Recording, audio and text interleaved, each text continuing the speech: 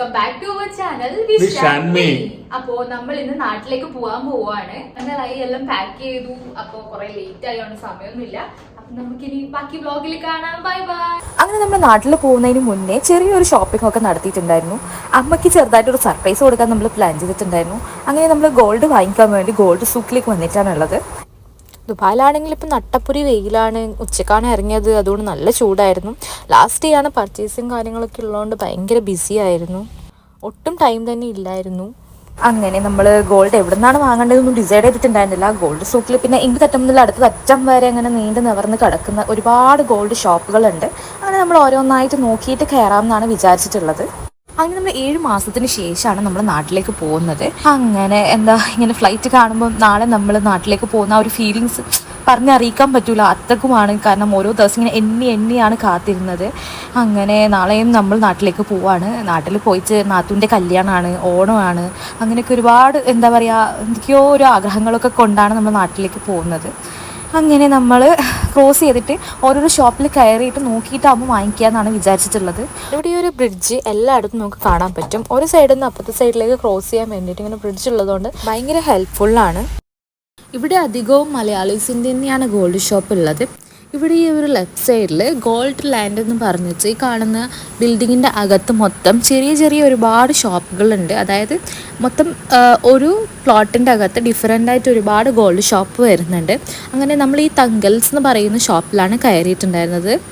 2-3 ഷോപ്പിൽ നോക്കിയതിന് ശേഷമാണ് നമ്മളിവിടെ വന്നിട്ടുള്ളത്. നമ്മൾ ഇവിടെ നിന്ന് നേരത്തെയും പർച്ചേസ് ചെയ്തിട്ടുണ്ടായിരുന്നു. നമ്മളെ കൂടെ വർക്ക് ചെയ്യുന്നവരുടെ കൂടെ നമ്മളൊരു തവണ വന്നിട്ടുണ്ടായിരുന്നു. അതുകൊണ്ട് നമുക്ക് നല്ല ഓർമ്മയുണ്ടായിരുന്നു. അങ്ങനെ നമ്മൾ ഇവിടെ തന്നെയാണ് കയറിയിട്ടുണ്ടായിരുന്നത്. കാരണം അവിടെ ഉള്ളവരായിട്ട് നമുക്ക് നേരത്തെ നല്ല പരിചയമുള്ളത് കാരണം അവിടെ തന്നെ കയറി. നല്ല ബിഹേവിയർ ആയിരുന്നു. എല്ലാം നമുക്ക് നല്ല നോക്കി കാണിച്ചു തന്നിട്ടാണ് പറഞ്ഞു തന്നിട്ടുള്ളത്. അങ്ങനെ നെക്സ്റ്റ് ഡേ നമ്മൾ നാട്ടിലേക്ക് പോവുകയാണ്. സെപ്റ്റംബർ 2 നമ്മൾ ഇവിടെ നിന്ന് ഇറങ്ങിയിട്ടുള്ളത്. സെപ്റ്റംബർ 3 നമ്മളുടെ ഫസ്റ്റ് വെഡിങ് ആനിവേഴ്സറി ആണ്. അങ്ങനെ നമ്മൾ നാട്ടിലേക്ക് പോവുകയാണ്. നമ്മൾക്ക് ദുബായിൽ നിന്നല്ല ഫ്ലൈറ്റ് ഷാർജയിൽ നിന്നായിരുന്നു. ദുബായിൽ നിന്ന് 2 മണിക്കൂർ ട്രാവലിംഗ് ഉണ്ട് ഷാർജയിലേക്ക്. കൂടാതെ നല്ല ട്രാഫിക്കും ആണ്. അങ്ങനെ നമ്മളൊരു ഉച്ച 3 o'clock ഇവിടെ നിന്ന് ദുബായിൽ നിന്ന് ഇറങ്ങിയിട്ടുണ്ടായിരുന്നു. നമ്മൾ കാറിലാണ് പോകുന്നത്.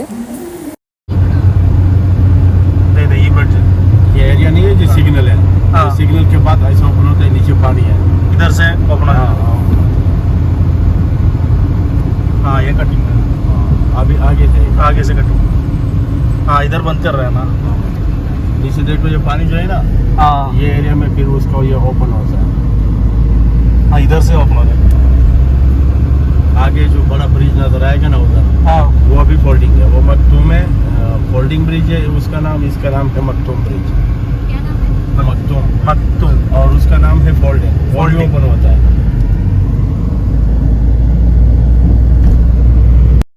ഈ കാണുന്ന ഈ ഒരു ബ്രിഡ്ജിൻ്റെ പേര് എന്ന് പറയുന്നത് മത്വം എന്നാണ്.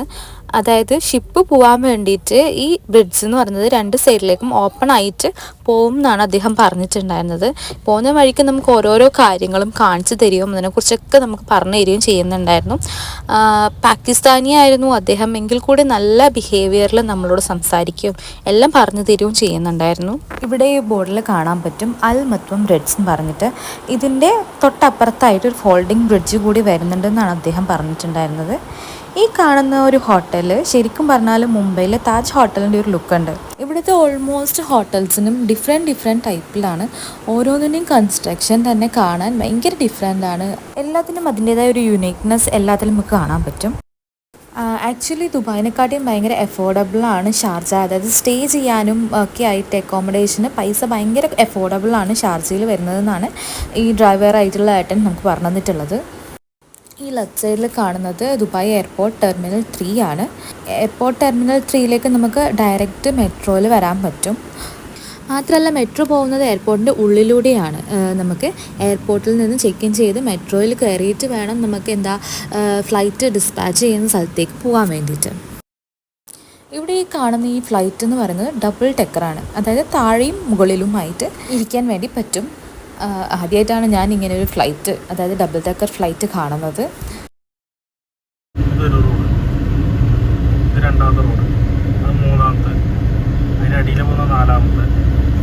വിഷ്ണു പറഞ്ഞത് ഭയങ്കര ശരിയായിട്ടുള്ളൊരു കാര്യമാണ്. കാരണം ഇവിടെ നമുക്ക് തന്നെ കാണാൻ പറ്റും 4 റോഡ്സ് ഉണ്ട് ഇവിടെ കാണാൻ വേണ്ടിയിട്ട്. ട്രാവലിംഗ് ചെയ്യാൻ വേണ്ടിയിട്ടും അല്ലെങ്കിൽ ട്രാൻസ്പോർട്ടേഷന് ഇത്രയും വഴികൾ ഉണ്ടാക്കി എടുത്തിട്ടുണ്ട് ദുബായ്. ആക്ച്വലി അത്രത്തോളം ആൾക്കാർ ഇവിടെ ട്രാൻസ്പോർട്ട് ചെയ്യുന്നുമുണ്ട്. നമ്മളിപ്പോൾ ട്രാവൽ ചെയ്തതിൻ്റെ മുകളിൽ കൂടെ റോഡുണ്ട്. അതുപോലെ റൈറ്റ് സൈഡിൽ മെട്രോ പോകുന്നത് നമുക്ക് കാണാം. ഈ മെട്രോ പോകുന്നതിൻ്റെ അടിയിലാണ് മെട്രോ സ്റ്റേഷൻ വരുന്നത്. അതായത് റോഡിൻ്റെ ഈ ബേസ്മെൻറ്റിൻ്റെ അടിയിലാണ് മെട്രോ സ്റ്റേഷൻ വരുന്നത്. ഈ റൈറ്റ് സൈഡിൽ കാണുന്നത് സെൻട്രൽ പോയിന്റ് മെട്രോ സ്റ്റേഷനാണ്. ലാസ്റ്റ് മെട്രോ സ്റ്റേഷനാണ് സെൻട്രൽ പോയിന്റ്. ഇവിടെ നമുക്ക് ട്രെയിൻ നിർത്തിയിട്ടിട്ട്, അതായത് മെട്രോ നിർത്തിയിട്ടിട്ട് നമുക്ക് കാണാൻ വേണ്ടി പറ്റും. മെട്രോ സ്റ്റേഷനും ഈ റോഡ്സും മാത്രമല്ല, നമുക്കിവിടെ ഫ്ലൈറ്റ് ലാൻഡ് ചെയ്യുന്നത് കൂടി കാണാൻ വേണ്ടി പറ്റും. എയർപോർട്ട് അടുത്തായതുകൊണ്ട് നമുക്ക് ഫ്ലൈറ്റ് ലാൻഡിങ്ങും കൂടി കാണാൻ വേണ്ടി പറ്റി. कंट्री का लोग इधर आते हैं। दुनिया में कोई भी कंट्री नहीं है कि दुबई में नहीं, सब कंट्री वाला लोग। 168 അല്ലെങ്കിൽ 150 അതിൻ്റെ ഉള്ളിലല്ലേ. അദ്ദേഹം പറഞ്ഞതെന്ന് വെച്ചാൽ 168 അല്ലെങ്കിൽ 180 കൺട്രീസിലെ ആൾക്കാർ ദുബായിൽ ഉണ്ടെന്നാണ്. അത്രത്തോളം ആൾക്കാർ ഒന്നിച്ച് താമസിക്കുന്ന ഒരു കൺട്രി ദുബായ് തന്നെയാണ്. നമ്മൾ ദുബായിൽ നിന്ന് വരുന്ന ടൈമിൽ ദുബായിൽ ഭയങ്കര ചൂടായിട്ടുള്ളൊരു അവസ്ഥയായിരുന്നു. ഈ ഒരു സൈഡിൽ നിങ്ങൾക്ക് കാണാൻ പറ്റും മരങ്ങളൊക്കെ ഇങ്ങനെ വരണ്ടുണങ്ങിയ ഒരവസ്ഥ. അത്രക്കും ഒരു ചൂടായിരുന്നു വന്നിട്ടുണ്ടായിരുന്നത്. അങ്ങനെ ഫൈനലി നമ്മൾ ഷാർജയിലേക്ക് എത്തിക്കഴിഞ്ഞിട്ടുണ്ട്. ഇവിടെ നമുക്ക് ബോർഡ് കാണാൻ പറ്റും, ഷാർജ നോർത്ത് എന്ന് പറഞ്ഞിട്ട്. ഇനി ഇവിടെ നിന്ന് അങ്ങോട്ട് ഷാർജയാണ് സ്റ്റാർട്ടിങ് ചെയ്യുന്നത്. എത്രത്തോളം വണ്ടികൾ ട്രാവൽ ചെയ്യുന്നുണ്ടെന്ന് നിങ്ങൾക്ക് തന്നെ കാണാൻ പറ്റും. അത്രയും ആൾക്കാരാണ് ഷാർജയിലേക്ക് പോകുന്നത്. പക്ഷേ എന്ത് തിരക്കാണെങ്കിലും ഒരു വണ്ടി മറ്റൊന്നിന് എത്രത്തോളം ഗ്യാപ്പ് വിട്ടിട്ടാണ് ഉള്ളതെന്ന് നിങ്ങൾക്ക് തന്നെ കാണാൻ പറ്റും. നമ്മുടെ നാട്ടിലാണെങ്കിലും ഒന്ന് ആലോചിച്ച് നോക്കി എന്തായിരിക്കും അവസ്ഥ. അങ്ങനെ ഇരുന്നിരുന്ന് ഭ്രാന്ത് പിടിച്ചിട്ടുള്ള എൻ്റെ ഒരു കോലാണ് ഇപ്പോൾ നിങ്ങൾ കാണുന്നത്. എന്തിനാണ് ഈ വീഡിയോ എടുത്തതെന്ന് എനിക്കും അറിയില്ല. അങ്ങനെ നമ്മൾ 2 മണിക്കൂർ ട്രാവലിങ്ങിന് ശേഷം ഷാർജ എയർപോർട്ടിലേക്ക് എത്തിയിട്ടുണ്ട് ഓൾമോസ്റ്റ്. ഈ കാണുന്നതാണ് ഷാർജ എയർപോർട്ട്. ഈ റോഡ് നേരെ ചെല്ലുന്നത് ഡയറക്റ്റ് എയർപോർട്ടിലേക്ക് തന്നെയാണ്. ഇവിടെ കാണാൻ പറ്റും നമുക്ക് ബോർഡ്. Sharjah international എയർപോർട്ടാണ്. ഫ്ലൈറ്റിൽ ഇനിയും 4 മണിക്കൂർ നമുക്ക് ഇരിക്കാനുണ്ട് നാട്ടിലേക്ക് വേണ്ടിയിട്ട്. ഷാർജയിൽ നിന്നായതുകൊണ്ട് നമുക്ക് കുറച്ചൊരു ടൈം അധികമാണ് വന്നിട്ടുള്ളത്. മൊത്തത്തിൽ ട്രാവലിങ്ങിന് നല്ല ടൈം എടുത്തിട്ടുണ്ട് ഇപ്രാവശ്യം. നമ്മൾ ബുക്ക് ചെയ്യുന്ന സമയത്ത് ടിക്കറ്റ് റേറ്റ് നല്ലോണം ആയിരുന്നു ദുബായിൽ നിന്ന് കേരളയിലേക്ക് ഉണ്ടായിരുന്നത്. അതുകൊണ്ടാണ് നമ്മൾ ഷാർജയിൽ നിന്ന് എടുത്തിട്ടുണ്ടായിരുന്നത്. ഷാർജയിൽ നിന്ന് അത്ര വലിയൊരു എമൗണ്ട് ആയിട്ടുണ്ടായിരുന്നില്ല. അങ്ങനെ നമ്മൾ ഫൈനലി ഷാർജ എയർപോർട്ടിലേക്ക് എത്തിക്കഴിഞ്ഞു. എയർപോർട്ടിൻ്റെ ആർക്കിടെക്ചർ തന്നെ വേറെ നല്ല ഡിഫറെൻ്റ് ആയിരുന്നു. നല്ലൊരു ഡിഫറെൻ്റ് ആയിട്ടുണ്ട് കാണാൻ വേണ്ടിയിട്ട്. ഒരു പള്ളിയുടെ ഒക്കെ ടച്ചാണ് നമുക്ക് ദൂരത്തുനിന്ന് നോക്കുമ്പോൾ നമുക്ക് കാണാൻ പറ്റുക. ഉള്ളിലും അതുപോലെ തന്നെയായിരുന്നു, നല്ല രസമുണ്ടായിരുന്നു.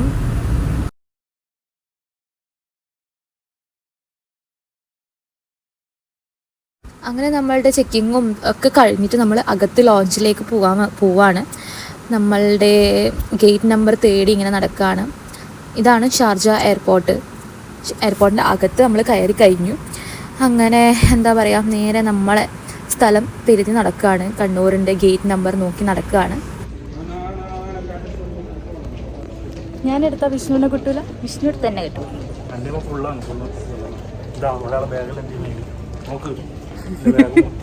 ചുമട്ട് തൊഴിലാളി. നമ്മൾ നേരത്തെയാണ് എടുത്തിട്ടുണ്ടായിരുന്നത്. അതുകൊണ്ട് നമ്മൾക്ക് എല്ലാം വളരെ പെട്ടെന്ന് തീർന്ന് വേഗം ചെക്കിങ് ചെയ്യാൻ പറ്റിയിട്ടുണ്ടായിരുന്നു. ഇവിടെ അധികം തിരക്കൊന്നും ഉണ്ടായിരുന്നില്ല. ഭയങ്കര ഈസി ആയിട്ട് നമുക്ക് എല്ലാം വേഗം ചെക്കിങ് ചെയ്ത് കഴിഞ്ഞ് പോയിട്ടുണ്ടായിരുന്നു. അങ്ങനെ നമ്മൾ ഫൈനലി നമ്മളുടെ ഫ്ലൈറ്റിലേക്ക് കയറാൻ പോവാണ്.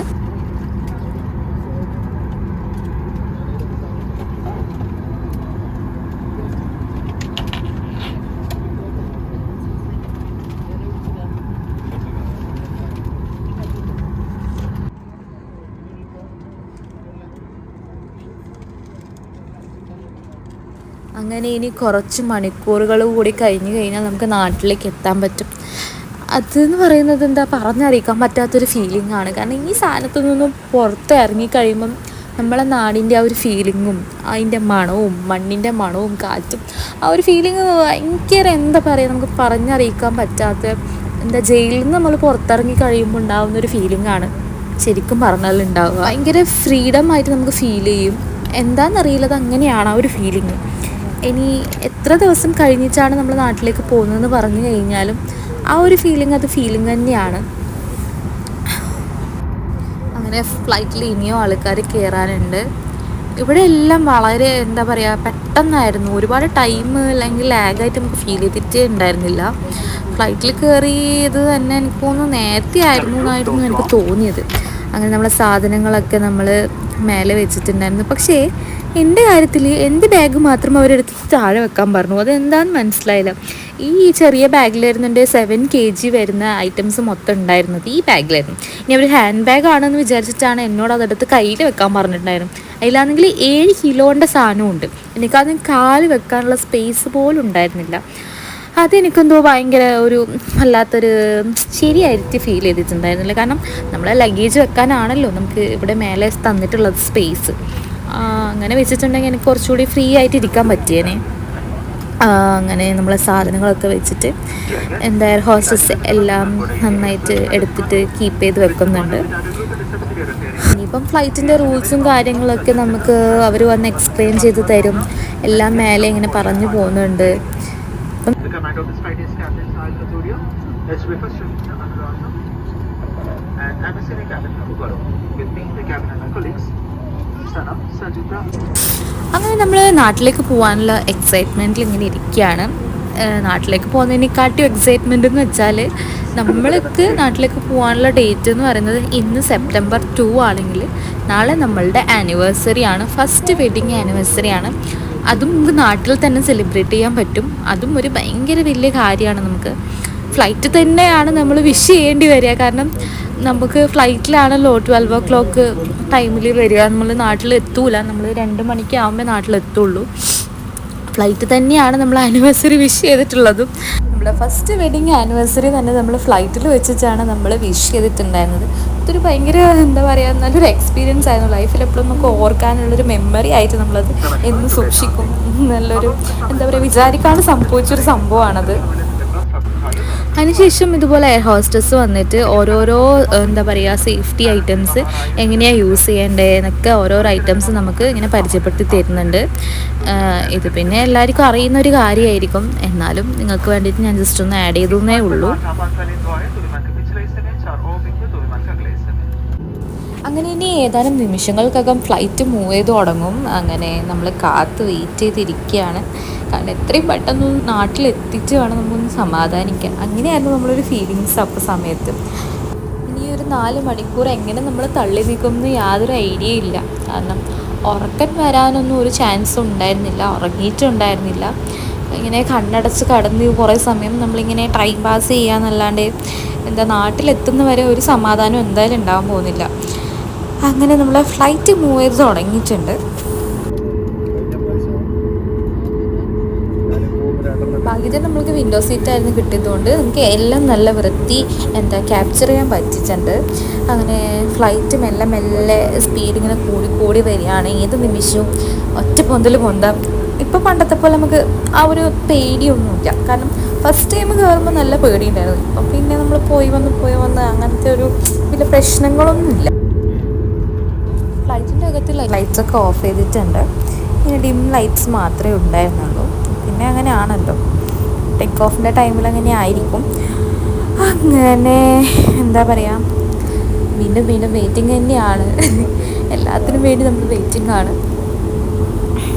നാട്ടിൽ നിന്ന് നമ്മളെ പിക്ക് ചെയ്യാൻ വേണ്ടിയിട്ട് അച്ഛനും അമ്മയും അനിയനും ആണ് വരുന്നത്.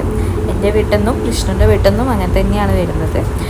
അങ്ങനെ എന്താ പറയുക അവരെന്തായാലും നേരത്തെ ഇറങ്ങിയിട്ടുണ്ടാവും. കാരണം നാട്ടിലെത്തുമ്പോൾ എന്തായാലും 2 മണിയാവും. കാരണം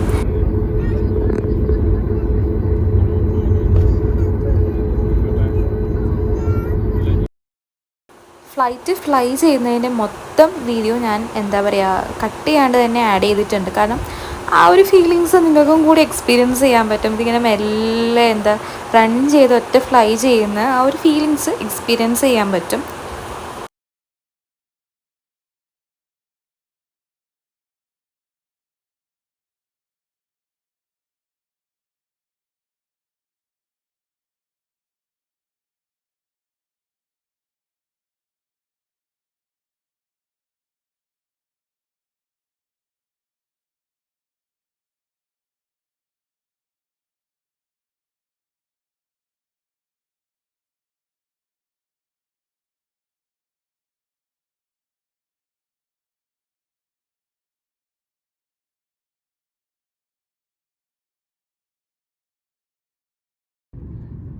അങ്ങനെ ഭൂമിയിൽ നിന്നും ആകാശത്തേക്കുള്ള ഈ ഒരു വിസ്മയ വർണ്ണ കാഴ്ച നിങ്ങൾക്ക് കൂടി എൻജോയ് ചെയ്യാൻ പറ്റി എന്ന് ഞാൻ വിചാരിക്കുന്നുണ്ട്. കാരണം ഇതെന്ന് പറയുന്നത് നമുക്ക് എന്താ പറയുക, സ്വപ്നം കാണുന്നതിനെക്കാട്ടിയും വലിയൊരു അങ്ങനെയുള്ളൊരു കാഴ്ചയാണ്. കാരണം മുകളിൽ ചെന്നിട്ട് താഴോട്ട് നോക്കുമ്പോഴുള്ള ആ ഒരു കാഴ്ച, അതും ദുബായിൻ്റെ ആ ഒരു വ്യൂ ഫുള്ളും പറഞ്ഞാൽ ലൈറ്റ്സിൻ്റെ ഒരു കളിയാട്ടം തന്നെയാണ്.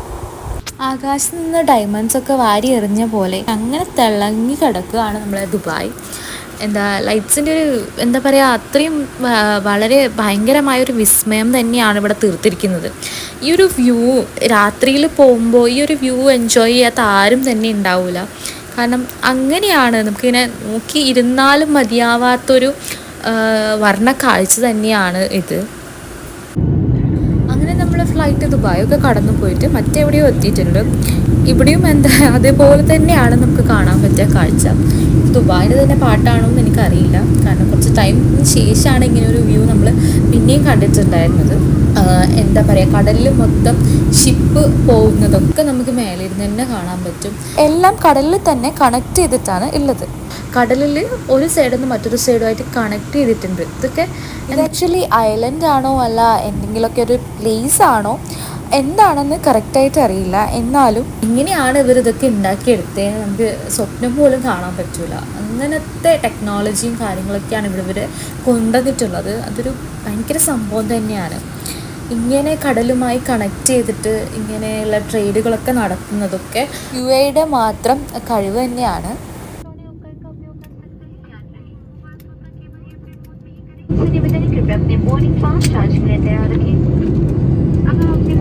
അങ്ങനെ ഇരുന്നിരുന്ന് എന്താ ചെയ്യേണ്ടതെന്നൊന്നും തിരിയുന്നില്ല. അങ്ങനെ എൻ്റെ ഒരു സ്ഥിരം ഹോബിയുണ്ട്. ടിഷ്യൂ പേപ്പർ കണ്ടു കഴിഞ്ഞാൽ എനിക്ക് ഫ്ലവർ ഉണ്ടാക്കണം. അതാണ് എൻ്റെ മെയിൻ ഹോബി. അങ്ങനെ ഫ്ലൈറ്റിൽ നമ്മളെന്തോ കഴിക്കാൻ വാങ്ങിയപ്പോൾ അതിൻ്റെ കൂടെ ടിഷ്യൂ പേപ്പർ കിട്ടിയിട്ടുണ്ടായിരുന്നു. അങ്ങനെ ഉണ്ടാക്കിയ റോസാണ് ഇപ്പോൾ നിങ്ങൾ കണ്ടിട്ടുള്ളത്. ഇങ്ങനെ ഫ്ലവർ ഉണ്ടാക്കുന്ന ഹോബീസൊക്കെ ആർക്കെങ്കിലും ഉണ്ടെങ്കിൽ ഒന്ന് കമൻറ്റ് ചെയ്യാം.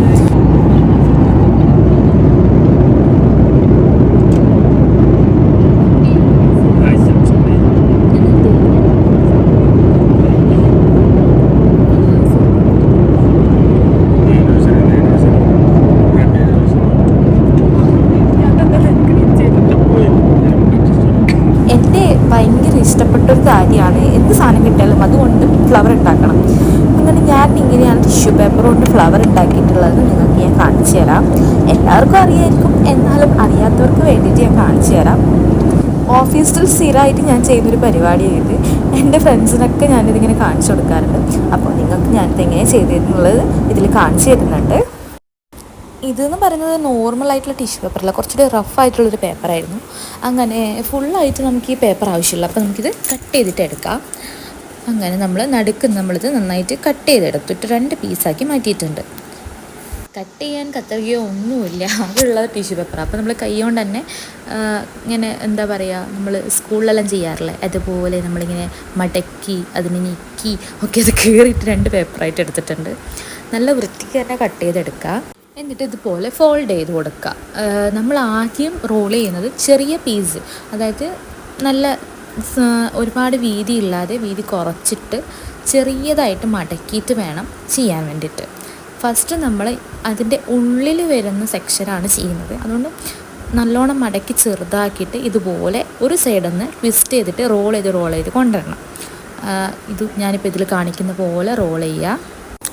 ഈ ഒരു പാട്ട് ഫ്ലവറിൻ്റെ അകത്ത് വരുന്ന, അതായത് മുട്ട് പോലെ തോന്നിക്കുന്നൊരു പാട്ടാണ് ചെയ്യുന്നത്. അതുകൊണ്ട് നമ്മൾ ചെറുതായിട്ട് റോൾ ചെയ്യുക. പിന്നെ അത് ലൂസ് ചെയ്ത് കൊണ്ടുവരണം. അതായത് പെറ്റൽ പോലെ.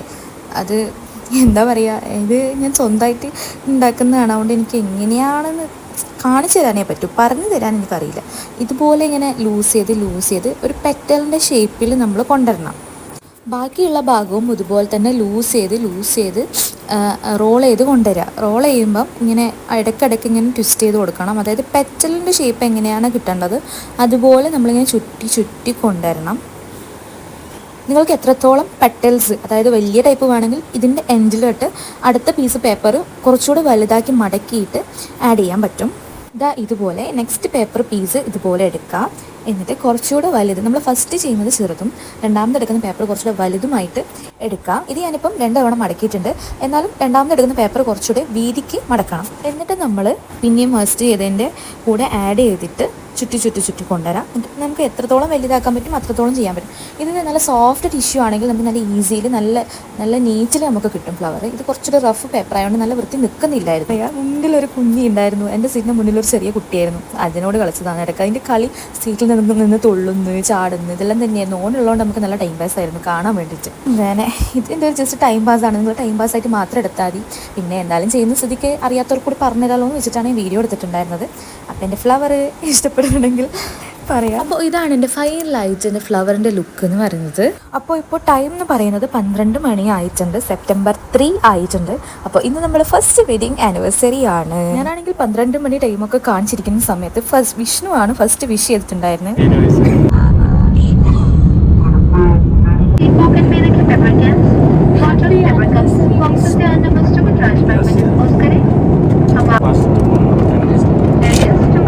അങ്ങനെ നമ്മുടെ ഫസ്റ്റ് വെഡിങ് ആനിവേഴ്സറി നമ്മൾ വിഷ് ചെയ്തിട്ടുള്ളത് ഫ്ലൈറ്റിൽ വെച്ചിട്ടാണ്.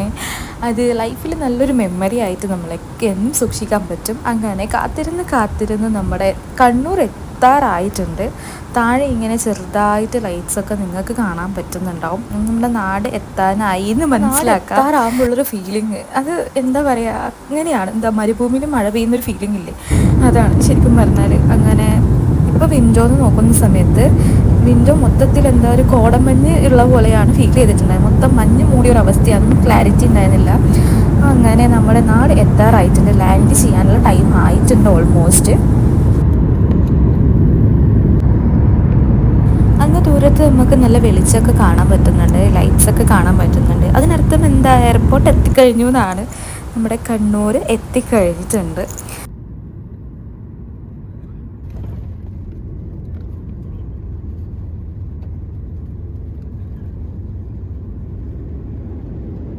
അങ്ങനെ നമ്മൾ ആകാശത്ത് നിന്ന് ഭൂമിയിലേക്ക് കാല് പതിപ്പിച്ചിട്ടില്ല, ഫ്ലൈറ്റ് പതിപ്പിച്ചിട്ടുണ്ട്. അങ്ങനെ എന്താ പറയുക, നാട്ടിലെത്തുമ്പോഴത്തേക്കും നല്ല മഴയായിരുന്നു, നല്ല കാലാവസ്ഥയായിരുന്നു. നല്ല ചൂടിൽ നിന്ന് നല്ല തണുത്ത ഒരു കാലാവസ്ഥയിലേക്കാണ് നമ്മൾ വന്നിട്ടുള്ളത്.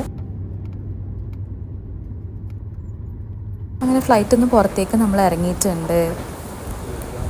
ഇനിയിപ്പോൾ എത്രയും പെട്ടെന്ന് നമുക്ക് നമ്മളെ വീട്ടുകാരെ കാണാനുള്ള എക്സൈറ്റ്മെൻറ്റിലാണ്. അച്ഛനും അമ്മയും അനിയനും വിഷ്ണുവിൻ്റെ വീട്ടിൽ അച്ഛനും അമ്മയും അനിയനും എല്ലാവരും വന്നിട്ടുണ്ട് കൂട്ടാൻ വേണ്ടിയിട്ട്. നമ്മളുടെ കൂടെ ആദ്യമേ ഉണ്ടായിരുന്നു ഈ വാവ. അപ്പോൾ ഫ്ലൈറ്റ് കത്തുന്ന ചെരുപ്പൊക്കെ ഇട്ടിട്ടാണ് ആൾ പോയിട്ടുള്ളത്. ഐഷു എന്നാണ് പേര്. ഇതാണ് നമ്മുടെ ഫ്ലൈറ്റിൻ്റെ ക്യാപ്റ്റൻ. രണ്ടാളും ഉണ്ടായിരുന്നു. അപ്പോൾ നമ്മുടെ കണ്ണൂർ ഇൻ്റർനാഷണൽ എയർപോർട്ടിൽ നമ്മൾ എത്തിയിട്ടുണ്ട്. കണ്ണൂരിൻ്റെ വികാരം എന്ന് പറയുന്നത് തെയ്യമാണ്. അതുകൊണ്ട് തന്നെ ഇവിടെ നല്ല വലിയ ഒരു തെയ്യത്തിൻ്റെ പിക്ചർ ഇവിടെ കൊടുത്തിട്ടുണ്ട്. കണ്ണൂരിൻ്റെ തനത് അനുഷ്ഠാന കലയാണ് തെയ്യം എന്ന് പറയുന്നത്. അങ്ങനെ നമ്മളുടെ ചെക്കിങ്ങും കാര്യങ്ങളൊക്കെ ഇവിടെ കഴിഞ്ഞിട്ട് പുറത്ത് ഡ്യൂട്ടി ഫ്രീയിലൂടെ നമ്മൾ നടന്നു പോകുന്ന സമയത്ത് അവിടെ വലിയൊരു ആനയുടെ കട്ടൗട്ട് വെച്ചിട്ടുണ്ട്. ഓണമൊക്കെ ആണല്ലോ, അപ്പം നേരത്തെ ആനേനൊക്കെ റെഡിയാക്കി വെച്ചിട്ടുണ്ട്. നല്ല രസമുണ്ട്, ഒറിജിനാലിറ്റി തോന്നിക്കുന്ന പോലെയാണ് വെച്ചിട്ടുള്ളത്. ഇനിയെന്ന് പറയുന്നത് ബാഗ് കളക്ഷൻ്റെ പരിപാടിയാണ്. നമ്മുടെ ബാഗിനായിട്ട് വെയിറ്റ് ചെയ്തിട്ടുണ്ട്. അങ്ങനെ പെട്ടെന്ന് തന്നെ എന്തോ ഇപ്രാവശ്യം നമുക്ക് വേഗം ബാഗ് കിട്ടിയിട്ടുണ്ട്. വിഷ്ണുവിൻ്റെ ബാഗ് ഫസ്റ്റായിട്ട് വേഗം വന്നിട്ടുണ്ടായിരുന്നു. ഈ വരുന്നു നമ്മുടെ ബാഗ്. വണ്ടിയും ഉണ്ട്.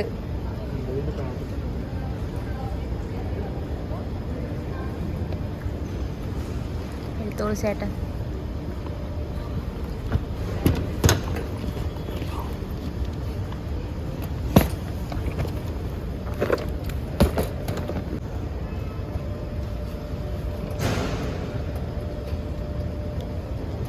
ബാഹുബലി.